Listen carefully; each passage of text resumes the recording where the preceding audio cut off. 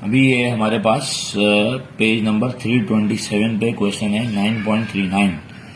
तो इसमें हमारे पास सवाल में कहा जा रहा है bag contains 3 red 4 white 3 green balls. एक बैग में 3 रेड 4 वाइट 3 ग्रीन बॉल्स हैं। If a sample of 3 balls is selected, अगर 3 बॉलों का सैंपल जो है वो सिलेक्ट किया जाए तो what is the probability that, probability क्या है ये, all are of different colour. ठीक है ना, हमारे पास तीनों बॉल्स डिफरेंट कलर की हों। केस नंबर 2 है 2 आर ऑफ व्हाइट कलर, यानी अगर 2 व्हाइट कलर की बॉल्स हैं तो बाकी कोई भी कलर की बॉल जो है वो हो सकती है।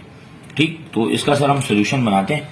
सबसे पहले हमसे जो केस 1 में कहा गया था वो मैं यहाँ पे केस 1 यहाँ पे लिखूंगा। पहले केस 1 में हमसे पूछा गया है कि ऑल आर ऑफ डिफरेंट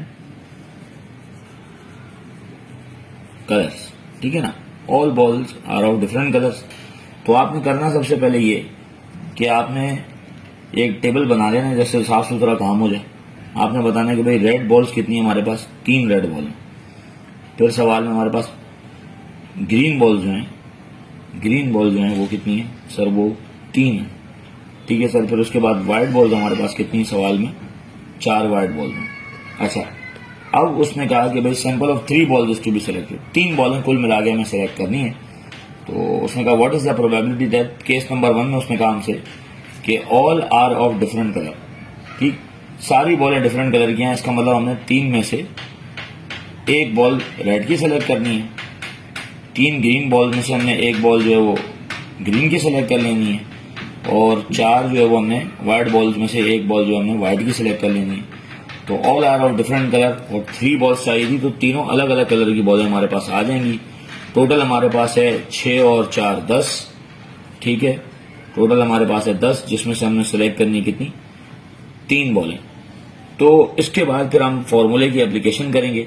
हमारा प्रोबेबिलिटी का फॉर्मूला होता है एन ऑफ ए, यानी number of favourable outcomes in event A divided by N of S, यानी total possible outcomes and total possibilities. ठीक है ना, टोटल पॉसिबिलिटीज में से वो फेवरेबल आउटकम जो हमें चाहिए वो हम ऊपर लिखते हैं डिनोमिनेटर में। टोटल फेवरेबल आउटकम्स की जो टोटल पॉसिबिलिटीज होती हैं हम डिनोमिनेटर में लिखते हैं, यानी वो सैंपल स्पेस कहलाता है हमारा। अच्छा, इसके बाद हमने सिंपल ये कर देना है कि हमने कॉम्बिनेशन के फॉर्मूले से इसकी एप्लीकेशन कर दी है सवाल की। हमने यहाँ पे लिखना है P of A is equal to, भाई हमें 3 रेड बॉल्स में से एक बॉल चाहिए 3C1, और यानी इसके साथ साथ मजीद हमें, यानी उर्दू वाला और इंग्लिश वाला एंड, तो उसका मतलब मल्टीप्लाई का साइन, यानी इसके साथ साथ हमें 3 ग्रीन बॉल में से एक बॉल चाहिए। ठीक है, एंड यानी इसके साथ साथ मजीद हमें 4 वाइट बॉलों में से एक बॉल चाहिए। और सर ये सारी बॉलें कुल मिला के 10 जो हमारी बॉल्स हैं उनमें से 3 बॉलें हम सिलेक्ट करने लगे। तो सर फिर इसकी जो है वो सीधा सीधा आप फॉर्मूला से जो है वो सॉल्यूशन कर लेंगे। 3C1 कैलकुलेटर में आप निकाल लें, 3C1 यहाँ से कैलकुलेटर में 4C1 निकालें, इन सबको मल्टीप्लाई कीजिए, फिर 10C3 आप कैलकुलेटर से निकालिए। ठीक है, मैं कैलकुलेटर से कर भी देता हूँ। ठीक है, जैसे हमने यहाँ पे किया 3C1, सही है, हम करते हैं 3C1। ठीक है ना, ये C जो NCR होता है ये डिवीजन के साइन के शिफ्ट दबा के आप डिवीजन का साइन लगाएंगे तो NCR हो जाएगा। 3C1 हमारे पास बराबर होता है 3 के दायरे, तो 3 मल्टीप्लाई बाय 3, और उसके बाद फिर 4C1 हम करेंगे 4, शिफ्ट दबा के डिवीजन का साइन मैंने लगाया तो C आ गया दायरे कॉम्बिनेशन का, और फिर हमने 1 किया तो इसका आंसर भी हमारे पास 4 ही आता है दायरे। फिर उसके बाद टोटली हम 10 में से 3 बॉलें सेलेक्ट करने लगे थे तो ये 10C3 हो जाएगा। तो 10 शिफ्ट दबा के C और 3 इज इक्वल टू हमने दबाया तो 120 हो गया। ठीक है, तो ये हमारा केस नंबर 1 जो है ना वो टोटल एंड के ऊपर आ गया। तो 4 3 12 एंड 12 इंटू 3 इज 36 सर। 36 को हम 120 से डिवाइड करेंगे, 36 divided by 120 and 3/10 is your answer. Sir ये हमारा केस नंबर 1 का आंसर आ गया 3/10। अभी हमसे सवाल में जो केस 2 है उसमें हमसे पूछा जा रहा है कि एक बैग में 3 रेड 4 वाइट 3 ग्रीन बॉल्स हैं, और सैंपल जो है ज़ाहिर है हमें 3 बॉलों का सिलेक्ट करना था। अब यहाँ हमारे पास जो है वो 3 बॉलें सिलेक्ट करनी है और साथ में हमसे कहा जा रहा है what is the probability that case number 2 में कहता है 2 आर ऑफ वाइट कलर। तो केस नंबर 2 में हमसे जो बात की जा रही है वो ये है sir 2 are of white colour, यानी अगर 2 बॉलें टोटल 3 जो सिलेक्ट करनी है उसमें से 2 बॉलें अगर सफेद कलर की हैं तो बकिया जो बॉलें वो जो यानी जो बाकी रह गई बॉलें वो सारी क्या है सर, वो सारी की सारी बॉलें जो है वो मुख्तलिफ कलर की हो सकती हैं, ठीक है ना। अब मिसाल के तौर पे जैसे हमें सवाल में दिया गया है कि भाई हमारे पास रेड बॉलें कितनी हैं 3, हमारे पास सवाल में वाइट बॉल्स कितनी है सर 4, हमारे पास सवाल में ग्रीन बॉल्स कितनी है सर, और हमारे पास सवाल में सर ग्रीन बॉल है 3, ठीक है। अच्छा, इसमें से वो हमें कह रहा है कि भाई 2 जो है वो व्हाइट कलर की बॉल है। तो हमने सिंपल एक काम करना है कि भाई जो व्हाइट कलर की बॉल है ना हमने यहाँ बता देना कि हम 2 सेलेक्ट करने लगे हैं, ठीक है। बाकी कितनी रह गई सर, बाकी रेड की 3 और सर ग्रीन की 3, कुल मिला के कितनी हो गई 6, ठीक है। अब इन 6 में से आप कितनी सेलेक्ट कर सकते हो सर, आप इस 6 में से सेलेक्ट कर सकते हो 1 बॉल खाली, ठीक है। तो बात यहां पे ये की जा रही थी कि भाई कुल मिला के जो बॉल्स हमारे पास हैं वो तो हैं 10, सही ना, और उसमें से हमें सेलेक्ट कितने करनी है, कोई भी 3। और इम्तिहान वाला हमें ये कह रहा है कि भाई आपने 4 बॉलों जो व्हाइट की हैं उसमें से आप 2 सेलेक्ट कर लीजिए।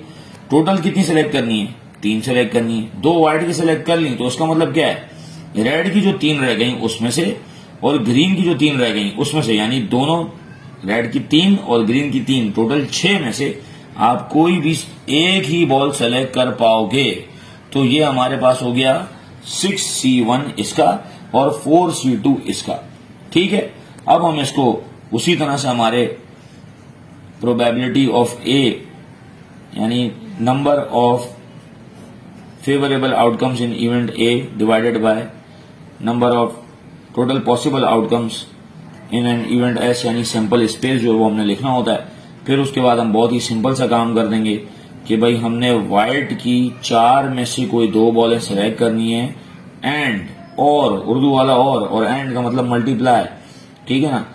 और हमने जो बाकी रह गई 6 बॉलें उनमें से हम कोई सी भी सेलेक्ट कर सकते हैं सर, वो जो कोई सी भी सेलेक्ट कर रहे होंगे तो वो कोई एक ही होगी टोटल 6 में से, बस आपने ये किया, ठीक। 6C1 4C2, 4 में से कोई 2 बॉलें व्हाइट की सेलेक्ट की, टोटल जो 6 बॉलें रह गई थी 3 रेड की 3 ग्रीन की, उसमें से टोटल 6 बॉलों में से आप सिर्फ एक सेलेक्ट कर सकते हो, ये आपने लिखा, डिवाइडेड बाय ग्रैंड टोटल हमारा क्या है सर, टोटल पॉसिबल आउटकम कितने 10 बॉलों में से सेलेक्ट होनी है, कितनी होनी है 3 होनी है सर, 10C3।